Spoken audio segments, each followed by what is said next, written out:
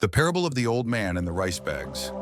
There was an old man living in a small village by the mountain. Every week, he would trudge down to the market in the town below, buy a few bags of rice, and then silently carry them back up the slope to his home, crossing a small stream. Each time he crossed the stream, he had to walk very slowly, because if he walked quickly, the strong current could sweep away the bags of rice. If he stepped hastily, he himself would slip and fall. People asked him, "Why don't you ask someone to help? The rice is so heavy and the road is difficult." He just smiled, as light as a cloud. "I choose to carry a little at a time, but I make it home. It's better than trying to carry too much and having to abandon it midway." This life is the same. Everyone carries bags of rice on their backs.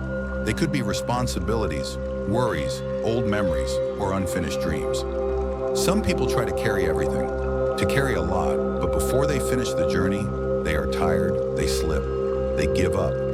A wise person is not the one who carries much, but the one who knows how to let go of some to complete the journey home, to reach the destination. Because on the boat of life, no one can row forever with a heavy heart. The more you carry, the higher the water rises. The heavier the load, the more unstable the boat. There are worries we think we need to hold on to, but in reality, they are just stones tied to our feet when wading through a deep river. If you don't let go, you sink. If you don't stop, you become exhausted. Life doesn't demand that we be stronger than others, but that we be lighter than we were yesterday.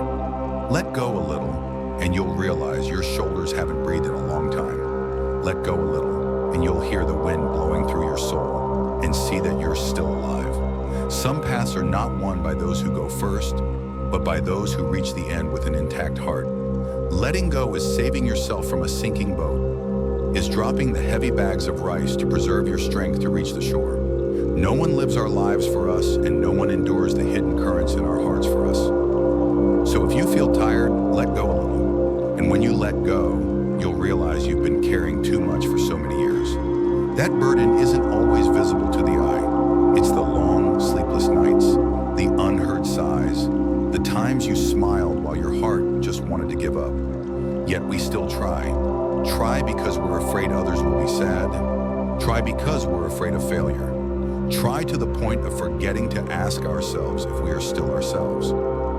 We grow up in a world where everyone talks about effort, success, and excellence.